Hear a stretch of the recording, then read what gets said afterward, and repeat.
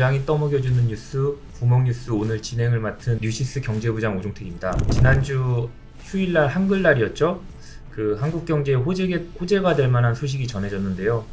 바로 세계 국채지수 편입 소식입니다. 오늘은 기획재정부를 출입하고 있는 경제부 이마은 기자와 함께 세계 국채지수가 무엇이고 여기에 편입한 것이 향후 우리 경제에 어떠한 영향을 미치는지 한번 들어보도록 하겠습니다.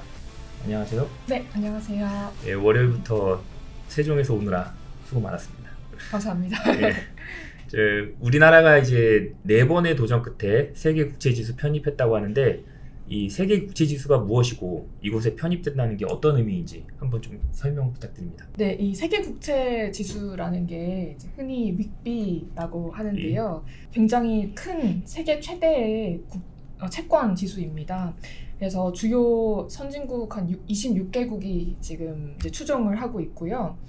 추종 자금만 따지면 무려 2조 5천억 달러라고 합니다. 이게 한화로 따지면 이제 오늘 환율 기준으로 한 3,377조 원 정도 되더라고요. 3,377조 원. 네.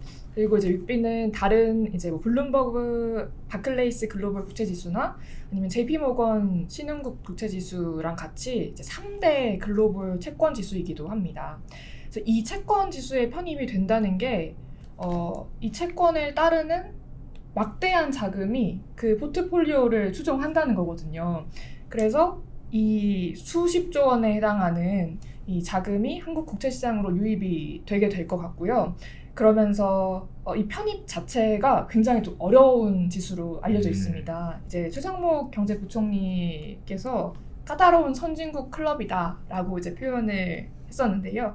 그 정도로 이제 편입만으로 이 글로벌 금융시장에 이제 대외적인 신인도를 좀 확보한다는 점에서 큰 의의가 있다고 볼 수 있습니다. 그러면은 우리나라에 막대한 자금이 들어온다고 하는데 이 막대한 자금이 어떤 경로로 해서 어떻게 들어오는지도 좀 상당히 궁금할 것 같아요. 그러다 보면 이 국채라는 개념 이것도 이제 평소에 이제 뭐 투자에 관심이 있거나 이러면은 좀 알 수도 있겠지만 모를 수도 있다. 많은 분들이 모를 수 있을 것 같은데 그럼 이 국채는 어떤 건가요? 네, 국채를 말하기 전에 먼저 이제 채권을 설명을 좀 드리려고 하는데요. 이 채권이라는 건 쉽게 말해서 이제 차용 증서 같은 겁니다. 그래서 좀 단기간에 큰 자금을 이제 빌려서 장기간 동안 쓰기 위해서 발행하는 차용 증서 같은 건데요. 이런 큰 돈이 필요한 주체들이 누가 있을까 생각해 보면 정부나 네, 맞습니다. 정부 사업 같은 거 큰 도로 공사를 할 때 네. 이렇게 돈이 필요한 발행을 하는 그런 네. 개념으로 봐야 되겠죠? 네, 맞습니다. 그래서 이제 중앙 정부도 발행을 하고 또 지방 정부, 지자체도 발행을 하고 아니면 이제 큰 사업을 좀 수행하려는 기업들, 뭐 공공기관, 금융기관들도 다 이제 채권이라는 걸 발행을 합니다. 그 중에서 이제 중앙 정부가 발행하는 게 국채라고 하는데요. 그래서 이 쓸 돈을 정책적으로 좀 자금이 필요하다 했을 때 이제 발행을 하게 됩니다. 그래서 부총리가 이제 언급했던 것 중에 내용을 보면 좀 안정적인 중장기 재정 운용이 가능해질 거다라고 이번 편입에 좀 의의를 설명했던 게 이런 취지였습니다. 그러니까 한글날 휴일날 갑작스럽게 소식이 전해졌고 이거에 대해서 이제 최상목 부총리가 직접 브리핑을 할 정도로 네, 굉장히 좀 관심사였어요.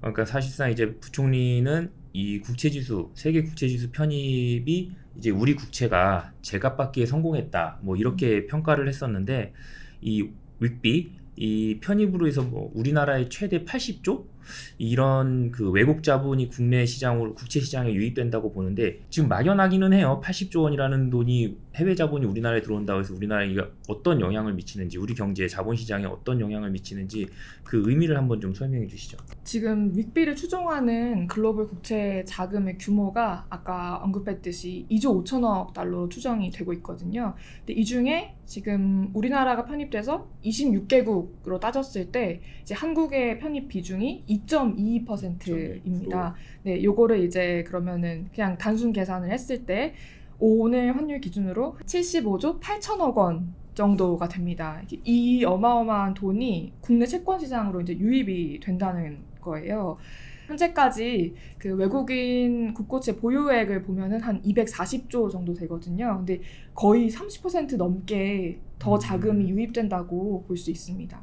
그러면 한 320조 원 가량의 지금 외국 국고채 보유액이 늘어날 수 있다라는 그런 게 뭐 산출하면은 그렇게 되겠네요. 어, 그럼 이 편입 기대 효과 중에 가장 우선적으로 꼽았던 게 금리 인하 효과였어요. 근데 뭐 이 국채 지수에 편입이 됐다고 해서 금리 인하에 대한 기대감이 커진다? 이건 어떤 의미로 받아들여야 될까요? 이게 그 연결되는 그 흐름을 좀 간단하게 설명을 드리면 육비 추종하는 이 외국인 투자 자금이 되게 이제 안정적인 자금이에요. 근데 이게 이제 국내 채권 시장으로 들어오게 되면 당연히 이제 자금이 풍부해지니까 유동성이 커지겠죠. 그러면 이제 우리 국채에 대한 수요가 늘어나게 되는 거니까 이제 상대적으로 공급이 줄어들면 국채의 이제 가격이 상승하게 됩니다. 그러면 이제 채권의 가격이 오르게 됐을 때 이 이자를 지불하는 그 기준이 되는 금리가 이제 표면 금리라는 건데요. 이게 낮아지고 또 그 영향에 따라 이 기준 시장 금리도 낮아지게 되는 그 흐름을 이제 타게 됩니다.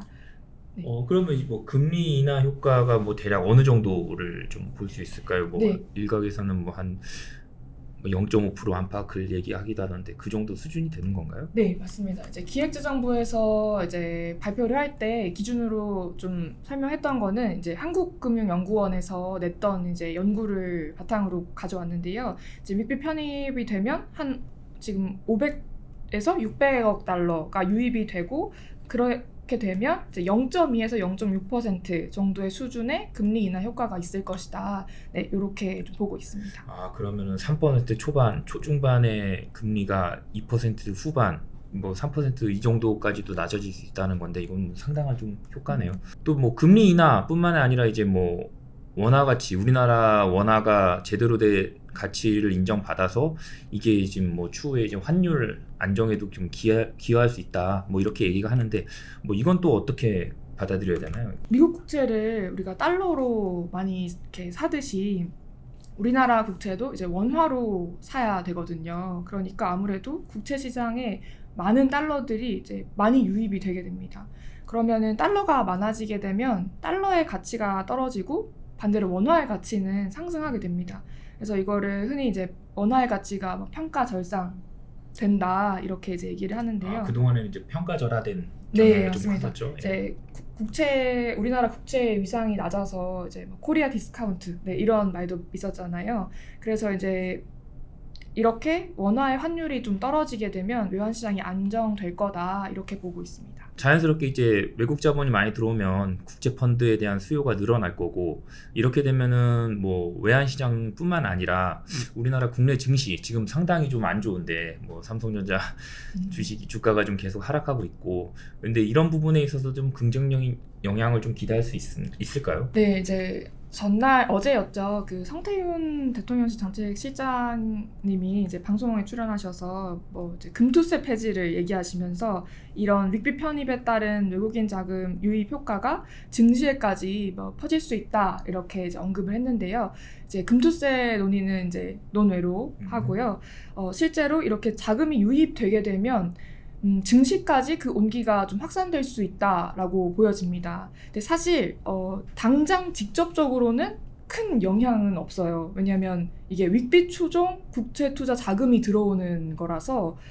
그런데 좀 장기적으로 봤을 때는 긍정적인 이유가 자본시장 규모 자체가 커진다는 점에서 있습니다. 자본시장은 크게 이제 채권, 주식 시장으로 나뉘는데 이번 이제 윗빛 편입으로 인해서 한 75조의 자금이 들어오게 되면 자본시장의 크기가 이제 국채시장이 일단 커지겠죠. 자본시장 크기가 커지게 되면 이 75조의 자금이 국채시장에 들어오게 되고 그러면 이제 채권 가격이 올라가니까 그럼 그 자금이 주식으로 이동이 될 수도 있는 겁니다. 그러니까 이제 사이즈 자체가 커지다 보니까 주식 시장에도 그 자금이 흘러갈 수 있는 가능성이 높아지는 거죠. 자, 그러면 이게 이 당장에 뭐 편입이 됐다고 그래가지고 지금 당장에 지수가 반영이 되는 게 아니라 뭐 들어보면 이제 내년 11월부터 실제 지수에 반영이 된다고 해요. 그러면 이제 뭐 분기 단위로 해서 이제 자본이 형성이 되고 그렇게 된다고 하는데 지금 내년 11월이라고 하면은 뭐 일각에서는 좀 불안해할 수도 있어요. 이게 뭐 편입이 취소되는 거 아니냐, 그 사이에 뭐 여러 가지 변수들로 인해서 상황이 바뀔 수 있는 거 아니냐 뭐 이런 얘기들도 있는데 뭐 그러한 변수는 없나요? 네, 제가 그 기획재정부 담당 관계자분께 여쭤봤더니 거의 그럴 경우는 없다고 이제 합니다. 거의 0%로 이제 보면 될 것 같은데요. 이 편입을 발표했던 이 러셀의 발표문을 보면요, 우리나라의 경우는 편입을 위한 준비를 잘 해야 된다라고 이제 표현을 했어요. 이거는 이제 이전에 중국이 편입됐을 때랑 뉘앙스가 조금 다르기도 한데요. 그때는 이제 뭐 시스템을 테스트해야 된다, 뭐 이런 식으로 적었거든요. 그래서 이 러셀 입장에도 사실 이 편입 결정을 번복하는 건 굉장히 큰 부담 요인입니다.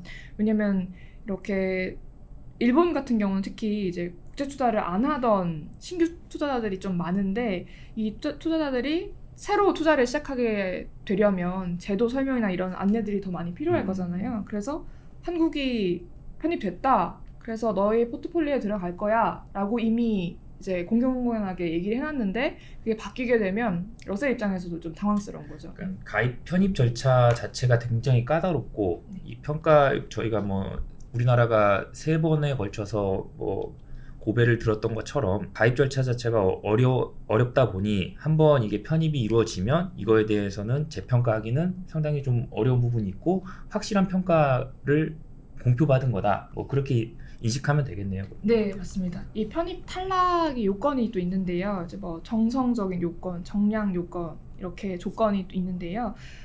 이제 정성적인 조건 같은 경우는 이제 뭐 시장 접근성 수준을 뭐 1단계에서 2단계로 러셀이 이제 상향을 했습니다. 그 이유는 이제 우리나라가 외환시장 제도 개선 같은 노력들을 많이 해왔기 때문이고, 이거는 정부의 의지이기 때문에 이걸 정부가 굳이 다시 뭐 번복할 이유가 없고, 그리고 이제 정량 조건 같은 경우는 뭐 국채 발행 잔액이 $500 이상, 그리고 뭐 신용등급 요건 같은 게 있는데, 이것도 당장 뭐 크게 변동이 있을 이유가 없기 때문에 네, 그대로 내년 11월에 편입이 된다고 보시면 될 것 같습니다. 뭐 우리나라 신용 등급 같은 경우는 뭐 그동안 안정적인 것을 계속 유지하고 있으니 뭐 그 부분에 대해서 의심할 여지가 없겠네요. 내년 11월부터면 이제 우리나라를 포함해서 이제 26개국 이렇게 세계 국제 지수에 편입이 되어 있는데, 이게 또 나라별로 편입 비중이 조정되는 기준이 또 있다죠? 네, 맞습니다. 일단 먼저 설명드리고 싶은 게, 우리나라가 이 편입 비중이 굉장히 높은 편입니다. 이제 26개국 중에 9번째 비중이에요. 이게 이제 영국과 스페인 다음. 네, 보통 이제 이렇게 편입이 되면은 가장 후발주자여서 26번째일 것 같은데 네, 바로 맞습니다. 이제 시작하자마자 네. 뭐 톱10 안에 들어가 있는 거네요. 네, 그래서 상당히 그 규모가 좀 크기 때문에 아무래도 이 편입 비중에 대한 관심도 높을 텐데요. 편입 지수 반영은 이제 1년 동안 좀 단계적으로 확대가 될 예정인데요. 뭐 다른 나라의 사례를 좀 보자면, 뭐 최근에 편입된 이스라엘, 뭐 뉴질랜드 같은 경우는 편입 결정 발표 후에 한 6개월 뒤에 바로 이제 일시 편입이 됐고요. 중국 같은 경우는 이제 편입 결정 1년 후에 이제 편입이 시작이 됐습니다. 그리고 36개월 동안 그 비중이 좀 확대가 됐어요. 이 편입 비중은 보니까 이제 6개월에 한 번씩 바뀌더라고요. 그래서 비중이 좀 커지거나 작아지거나 할 수 있는데, 정부가 예측하는 거는 우리나라의 편입 비중이 거의 2%에서 2.5% 사이를 좀 왔다 갔다 할 것으로 보고 있습니다. 이게 좀 더 설명을 좀 부연하자면, 이 26개국 전체 이제 국채 발행 잔액, 이제 시장에 돌아가는 그 잔액 중에 변동될 가능성이 있는 거를 좀 제외를 하고 이 편입 비중을 계산을 하게 돼요. 왜냐면 이 지수 자체가 굉장히 안정성을 추구하기 때문에. 그래서 그렇게 계산이 되기 때문에 비중은 조금씩 좀 달라질 수 있고, 이 범위를 2에서 2.5% 사이가 크게 이 범위를 벗어나지 않을 거다라고 얘기하는 이유는, 이 26개국의 이 국채 발행량이 이렇게 막 크게 변화가 있지 않습니다. 그래서 그에 따라 우리나라 편입 비중도 이 정도의 수준을 좀 이어갈 것이라고 보고 있습니다. 그러니까 뭐 편입 비중이 지금 현재 2.2%라고 지금 알려져 있는데, 뭐 줄어들어도 2%, 늘어나면 한 2.5% 네. 이 사이일 것으로 보고 있고, 그렇게 되면은 뭐 우리나라의 외국 자본이 들어오는 비중도 한 80조 원이라고 현재 보고 있다면, 그 그거는 이제 총 발행량에 따라 달라질 수 있겠지만 많게는 한 100조 원까지도 기대해 볼 수 있는 그런 네. 수치가 되겠네요. 일단 세계 국채 지수 편입이 확정된 만큼 뭐 큰 변수만 없다면 향후 안정적으로 우리 국채가 제대로 평가받을 수 있는 기회가 될 것 같습니다. 오랜만에 우리 경제에 낭보가 전해진 것 같아서 침체된 증시나 외환 시장에도 활기가 되찾을 것으로 기대가 되어지는데요. 이상 이만 기자에게 설명 자세히 들었고요. 구멍 뉴스 마치겠습니다.